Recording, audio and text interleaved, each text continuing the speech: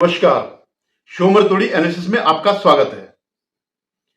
दोस्तों, कल 5 विधानसभा के उपचुनाव के परिणाम आए जो 4 राज्यों में थे। हालांकि कोई बहुत बड़ा मायने नहीं रखता है, ये चीजें होती रहती है। उपचुनाव बहुत बड़ा इफेक्ट नहीं डालती है, इससे राजनीति में कोई बहुत फर्क नहीं पड़ता।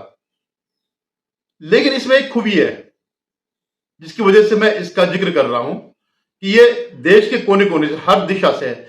साउथ में केरल से है, ईस्ट में वेस्ट बंगाल से है, यहां से वेस्ट में जो है गुजरात है, और नॉर्थ वेस्ट में जो है पंजाब है।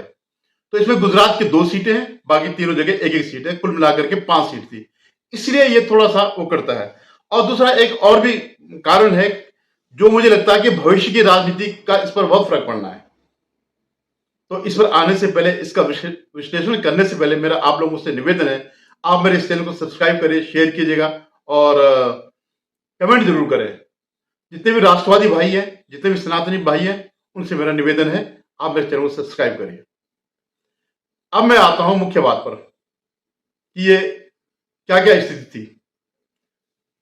जैसे ये पंजाब की जो सीट थी, जो उपचुनाव था पंजाब का, लुधियाना पश्चिम, तो ये सीट जो है पहले आम आदमी पार्टी के पास थी और फिर आम आदमी पार्टी के ही पास है। बंगाल की जो सीट है कालीगंज, वो पहले टीएमसी के पास थी और फिर टीएमसी ने ही जीती। जो इसमें है गुजरात में 2 सीटें थी, एक तो जीती आम आदमी पार्टी ने और एक जीती बीजेपी ने, और दोनों उन्होंने अपनी अपनी सीटें बरकरार रखी। पहले भी इनके पास थी। अब इनका अलग कारण है। जैसे लुधियाना की सीट पे क्यों चुनाव हुआ, क्योंकि उनका एक कैंडिडेट था जो पिछला जीता हुआ था, गोल्डी करके था, क्या नाम था इनका, गोगी, गुरप्रीत गोगी। तो इनके बीच में डेथ हो गई, तो इसलिए यहां उपचुनाव कराने पड़े। वैसे वेस्ट बंगाल में हुआ, और केरल में जो है दल बदल की वजह से वो सीट खाली हुई, और इसमें गुजरात में भी जो एक सीट थी वो इसी वजह से खाली हुई, डेथ होने की वजह से। और एक सीट जो है जो आम आदमी पार्टी ने अभी जीती और पहले भी उसके पास थी, तो उसने दल बदल किया, वो दल बदल करके चले गया। तो उसने जो है, इसलिए ये चीजें तो ऑलमोस्ट आप समझिए। लेकिन केरल में जो था, केरल में भी डेथ की वजह से हुआ। जो इनके पुराने जीते हुए थे वो एलडीएफ के थे, और उनकी डेथ हुई, तो उनका बेटा वहां से लड़ा, शौकत करके,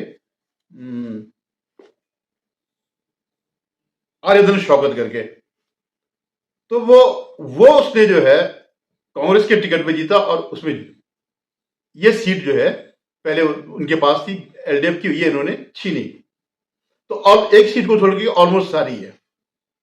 अब अगर मैं उसकी बात करूं कि पहले मैं आता हूं इस पे,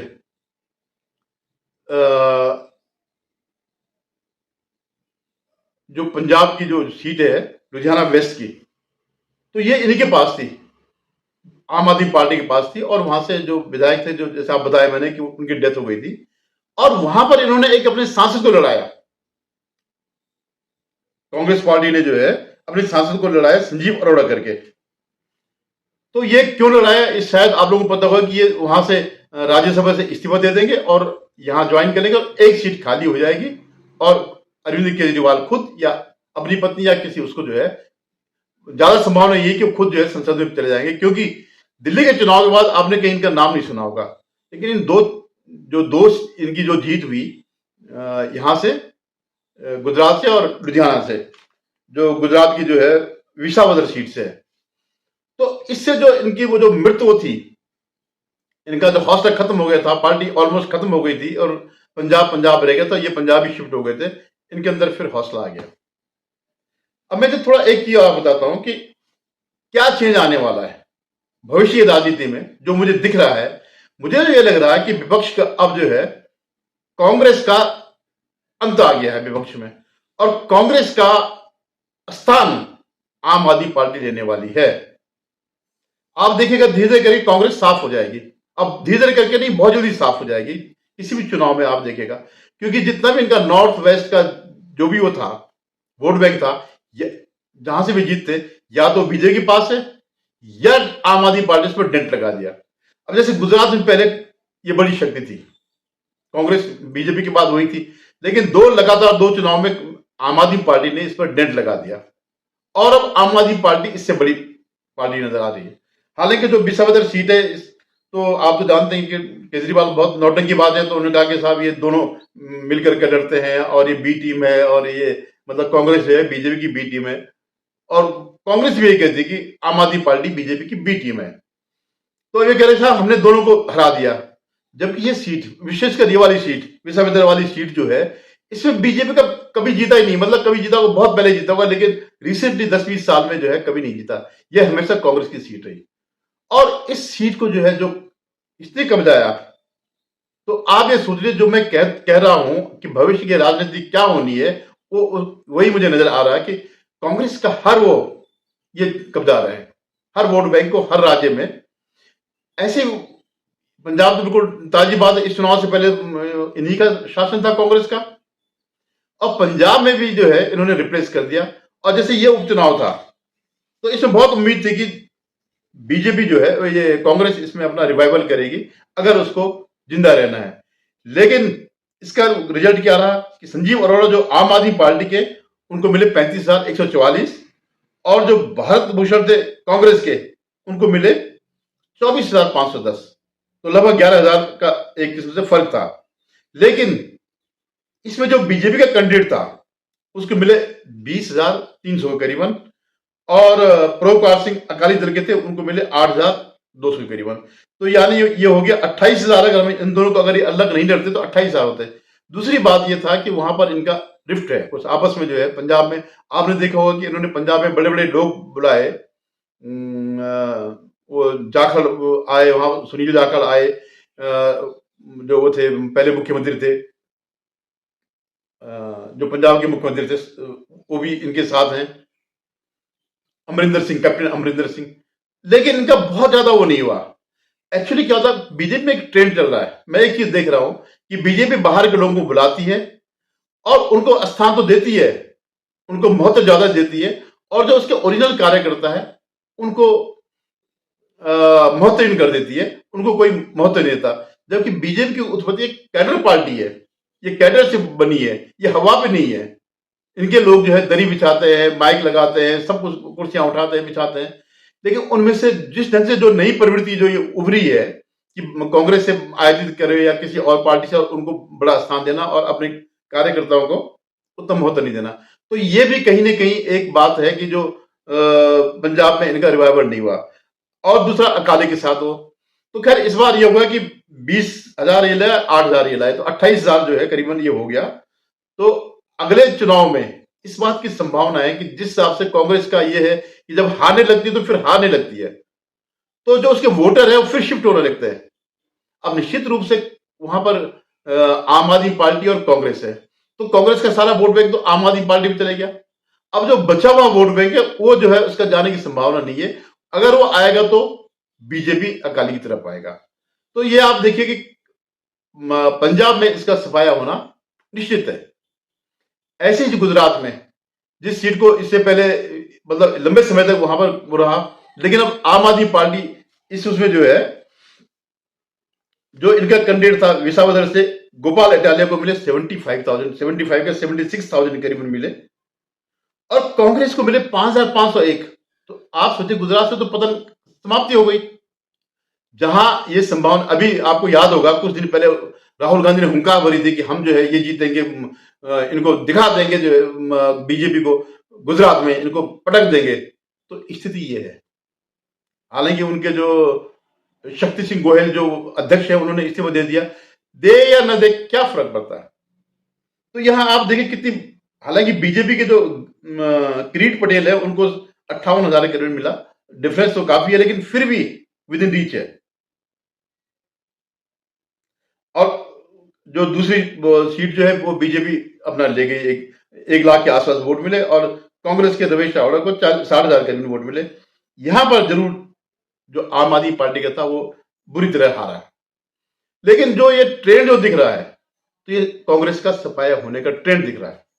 ये मैं कहना चाह रहा हूं कि जो पंजाब और गुजरात, और आप जानते हैं कि जब हारने लगते, अब जैसे ये अभी इनके पास नॉर्थ में केवल हिमाचल प्रदेश है। और हिमाचल प्रदेश का एक ट्रेंड है कि 5 साल कांग्रेस को, 5 साल बीजेपी को। तो ये राज्य तो निकल जाएगा। अब मैं आता हूं केरल पर।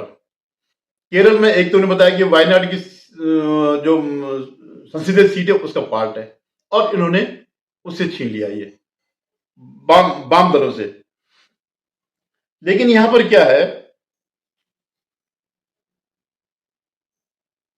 ये जो है यहां पर 19,000 जो आर्यधन जो जीते, आर्यधन शौकत इनके फादर पहले वो थे, तो और ये लगातार विधायक और ये जीते रहते हैं। इनको मिले 77,000, और जो सीपीआईएम के थे उनको मिले 66,000, 11,000 का फर्क था। लेकिन अब आप देखिएगा कि इसमें जो है मोहन जॉर्ज जो बीजेपी के थे उनको मिले 8,700 से 9,000। तो ये एक उपचुनाव था। तो अगर ऐसे वोट अगर ट्रांसफर होने लग गए इनके, सीपीएम के अगर कांग्रेस तरफ आने लगे कुछ, अगर ऐसा बिखराव होता तो फिर ये दोनों तरफ से टूटेंगे और ये बीजेपी की तरफ से कुछ ना कुछ वोट जाएंगे। अब वैसे भी जो संसद के हिसाब से लगभग पूरी सीट इस समय जो केरल की जितनी संसदीय सीट है ज्यादातर कांग्रेस के पास है। तो अगला चुनाव नजदीकी अगले साल है, तो वहां पर जो है इस बात की संभावना जरूर है कि केरल में जो है कांग्रेस की सरकार आ सकती है। लेकिन अगर सीपीएम का चलन शुरू हो गया, क्योंकि सीपीएम संसदीय उससे बाहर हो गई, और इससे भी अगर विधानसभा से भी बाहर हो जाएगी, राज्य की राजनीति से बाहर हो जाएगी, तो उसका एक पोर्शन जो है, जो हिंदू वाला वो है, वो बीजेपी की तरफ आएगा। तो ये केरल में एक बहुत बड़ा चेंज हो सकता है, ये बात की संभावना है। वेस्ट बंगाल में तो कोई फर्क नहीं पड़ना था, उन्हीं की सीट थी और वो जीत गई। तो मेरा कहना यह है कि जैसे 2 सीट ये जीती, तो इन्होंने अपना ड्रामा शुरू कर दिया केजरीवाल ने, और फिर से आरोप लगाने कि ये करना वो करना, साहब देखो हमने ये कर दिया, इन दोनों को हरा दिया, जबकि ये उनके साथी है। अब मैं एक और वो बताता हूं कि जब ये 5 में से 4 सीट जो विपक्ष हो गई, तो इसमें बड़ा वो चल रहा, अखिलेश भी बोल रहे हैं, ये भी बोल रहे हैं, क्या नाम है इसका, तेजस्वी यादव भी बोल रहे हैं कि देखिए साहब इंडी गठबंधन, इंडी गठबंधन, इंडी गठबंधन। लेकिन प्रैक्टिकली तो कहीं भी नहीं है। केरल में दोनों थे, ममता बनर्जी भी इंडिया अलायंस में, लेकिन वो भी लड़ रही थी और कांग्रेस भी लड़ रही थी। टेक्निकली अगर ये कहते कि साहब आम आदमी पार्टी हमारे साथ है, तो वो दोनों जगह एक दूसरे के खिलाफ थे, पंजाब में भी और गुजरात में भी। वैसे ही केरल में टेक्निकली वामपंथी अपने को इंडिया का वो समझते हैं, इंडिया अलायंस का समझते हैं, वहां दोनों एक दूसरे के खिलाफ है। तो ये एक, आप कुछ भी मान लो, मतलब आप हर्ष व्यक्त कर लो, लेकिन सचमुच ऐसा कुछ नहीं है। और वो क्या है, जैसे ये जो केरल में हुआ, तो केरल में जो है निश्चित रूप से मुस्लिम वोट सब कांग्रेस तरफ जा रहा है, लेकिन मुस्लिम वोट तो भी कांग्रेस को जाएगा, और बाकी भी देश में जहां पर की उनकी जीतने की संभावना हो कांग्रेस की। अब जैसे वेस्ट बंगाल है, वेस्ट बंगाल में इनको कुछ भी नहीं मिला। वेस्ट बंगाल में कितना मिला इनको, 28,000 वोट मिले, जबकि उसको मिले 1 लाख वोट। तो वहां कोई संभावना नहीं है। अब टसल जो है यूपी और उसमें है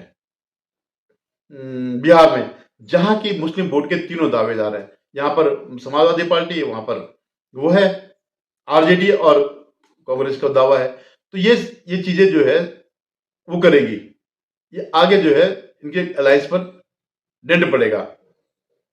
और क्या अलायंस रहता है या नहीं रहता, ये इस बात का वो है। हालांकि मैं बता रहा हूं कि पूरे देश में प्रो कांग्रेस लहर है, लेकिन जो मतलब प्रो कांग्रेस माने मुस्लिम जो है प्रो कांग्रेस है, लेकिन वो मैंने बताया कि वो तभी वोट देंगे अगर उसके जीतने की संभावना हो, अदरवाइज वो नहीं देंगे, क्योंकि उनके लिए पहली वो शर्त है कि कौन बीजेपी को हरा सकता है।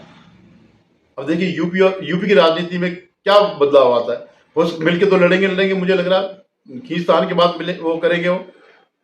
अब यह है कि कौन कौन सीट कौन देता है, ऐसे अभी बिहार में तो सीधे होने वाला 4-5 महीने बाद।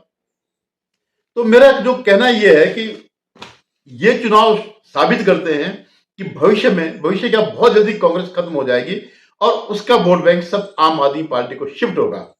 हालांकि इसे आम आदमी पार्टी बहुत मजबूत नहीं होगी, जैसे जो जिस स्थिति पर आज कांग्रेस है उसी स्थिति पर रहेगी, वो उससे ज्यादा नहीं बढ़ेगी।